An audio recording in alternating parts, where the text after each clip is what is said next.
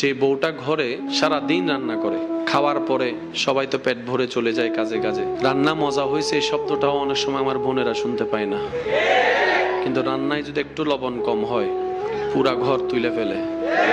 আর যদি খাবারে চুল পাইছে, কারা করছি আমরা?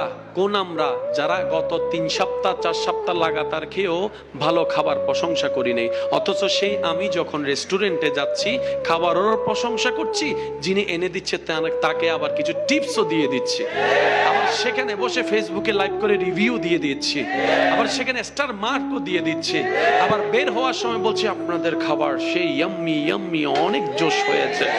আর যিনি ঘরের মধ্যে দিন রাতের ঘুম হারাম করে সকালবেলা উঠে যিনি রান্না করছেন, ওনার প্রশংসাটা আমাদের মুখ থেকে বের হয় না।